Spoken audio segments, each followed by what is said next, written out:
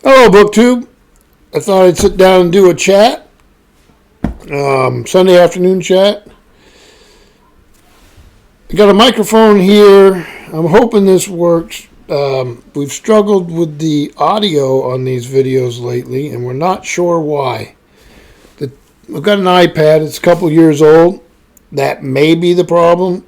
I had talked to a couple of booktubers about doing live streams with them, and that was a couple months ago, and we've done nothing but struggle with audio since, so I have not followed through on that, and I'm really hoping to. So we'll see how it goes. We went out today, out and about a little bit. It's snowing pretty. It's wind-driven snow, so there's a lot of white out and all that going on. But it's pretty. It's not that cold out, maybe in the 20s. Last week we had it in the 60s Fahrenheit, and this week we should get back up in the 40s after a couple cold days. But that's spring, right? Everything goes back and forth. March is famous for that. So I've been doing a little bit of reading,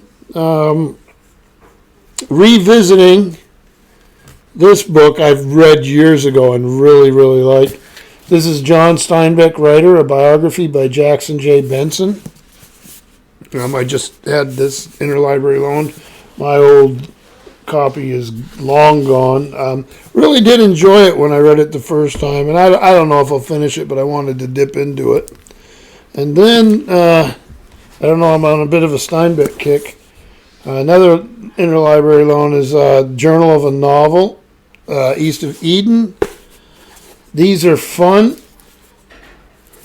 Yes, manuscript pages. He keeps a journal on the left side of a notebook and writes the manuscript on the other as he's working through East of Eden. I own the Grapes of Wrath one.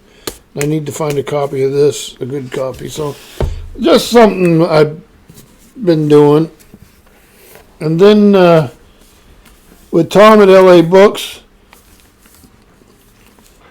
I've been following along on his excellent series on the Divine Comedy, and we're doing Inferno right now. I've been using this Alan Mandelbaum translation out of Everyman Library. I like it. I wish there was a little more notes, but Tom is making up for that, so it's coming along nicely. I think he's on Canto 23, and I just finished 22, so I'm one behind on that, but I'll do that tomorrow. Other than that, my daughter and I are building. Well, here, let me show you. So, I haven't done scale models in a long time, and something just told me I wanted to do them. Here's a magazine. I used to do them when I was younger, and I wanted to do it again, and she's helping me. So here's an article. So her and I started yesterday. We get a little bit of the main deck done, and we are building the RMS Titanic. You get an idea of what it's going to look like when we're done.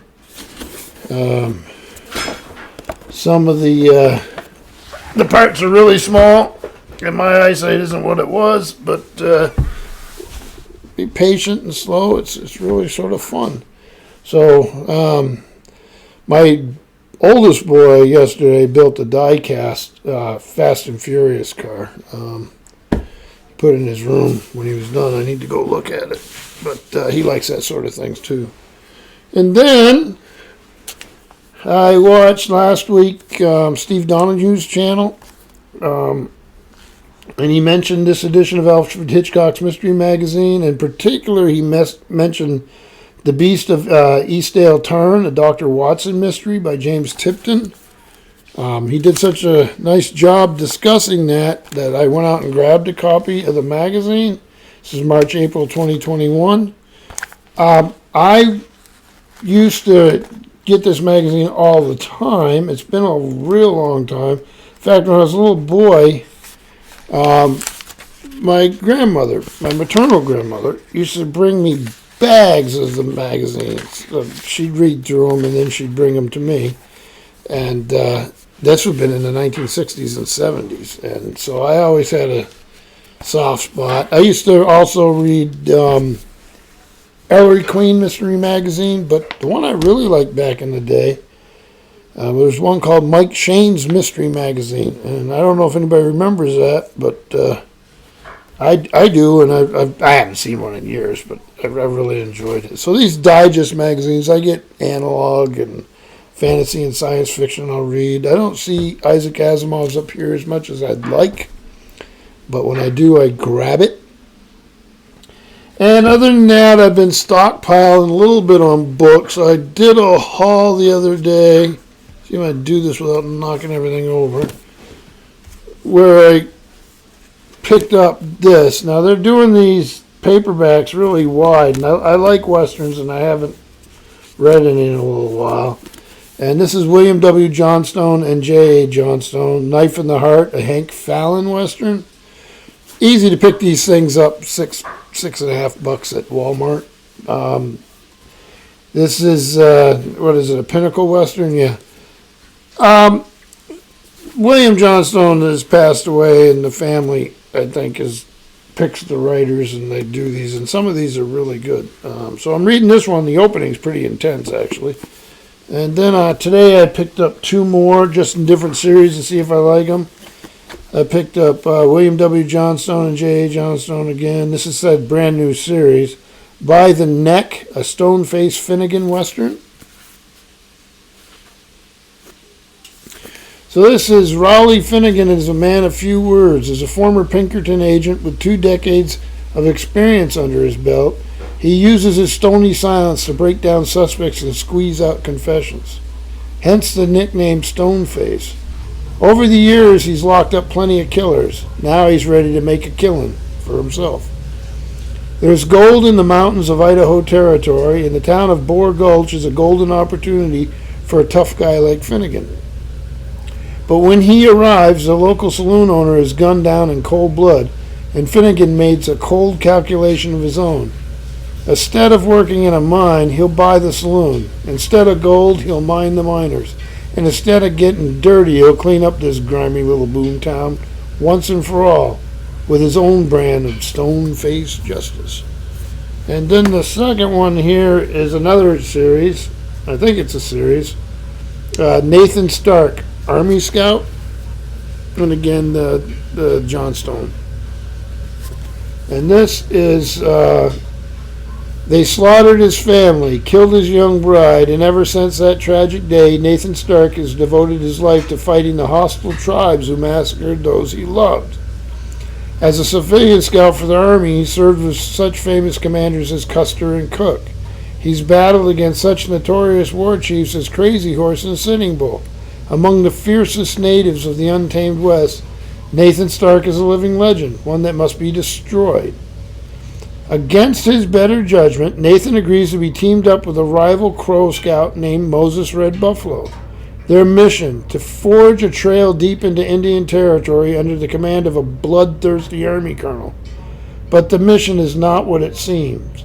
If Stark and Red Buffalo want to stay alive, they'll have to work together as a team, if they don't kill each other first.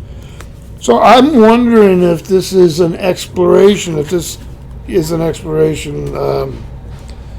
of the native people's point of view, and if this hard-bitten character realizes maybe his point of view leaves a little bit to be desired.